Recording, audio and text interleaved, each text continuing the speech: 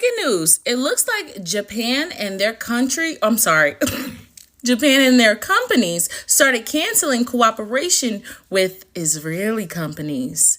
Yikes. Now, this comes shortly after we learned that Japan was one of the countries that sided with both the US and Israel when it comes to the issue in the Red Sea. Okay, so Japan was supposed to be helping out with the whole maritime coalition, all that. They were supposed to be helping out. But it looks like Japan may be having a change of plans because they recently just decided to stop doing business with Israel. Could it possibly be because even after the ICJ's decision, Israel has decided to continue their genocide in Gaza? Or could it possibly be because there has yet to have been any form of progress with the Maritime Coalition, the US, and the UK with regaining access to the canal and the Red Sea? To me, it looks like Japan is seeing the writing on the walls like several other countries and stating, you know what? It's just not worth it. We thought it would be over by now, but sorry. We're going to have to distance ourselves from this, babe.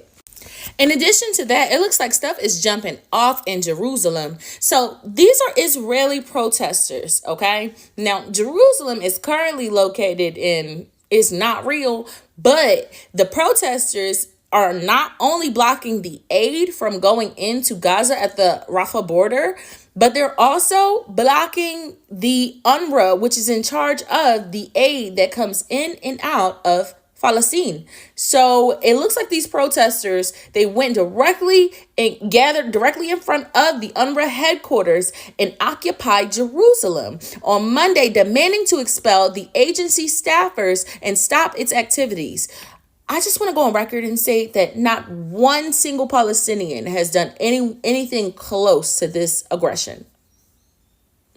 I'm not sure what they think that this is going to solve. But isn't there an investigation going on right now?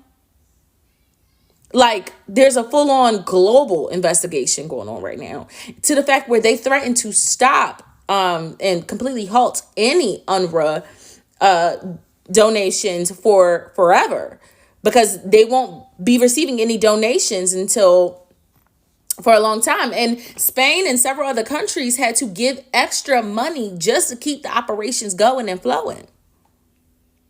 So what is this? Like, what? I'm so confused as to how this is a part of war. It doesn't give it's a part of war. It gives that y'all are trying to starve the Palestinians on purpose because y'all don't want no survivors. I'm just trying to figure out if this is in Jerusalem and Jerusalem is in Tel Aviv or it's not real. Who is this helping? And aren't there still captives there? Don't those captives gotta eat? I don't think y'all quite literally thought this one through. And last but certainly not least on the list, it looks like Jordan has bombed in Syria and Iraq alongside the US. Child, Jordan is the biggest flip-floppity flop. Now, prior to this, I would have said, if you would have asked me who the biggest flip-flopper or fence straddler is, I would have definitely told you it was Turkey. Turkey gonna fold quicker than a lawn chair, baby. But it looks like, as of recently, Jordan has been flip-flopping so quick, it honestly makes us look at them sideways because you're playing both sides of the fence just like Turkey does. The newspaper, The Wall Street Journal, revealed on Saturday that Jordan participated in the aggression launched by the United States of America on Iraq and Syria last night.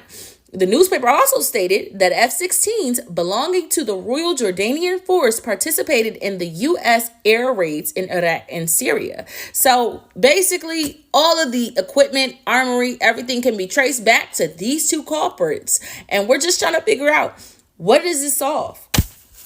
Y'all bombing them because they said that y'all can't be illegally occupy their land anymore? It's giving very much bully. It's giving very much bitch made. It's giving very much weird shit. It's giving broke.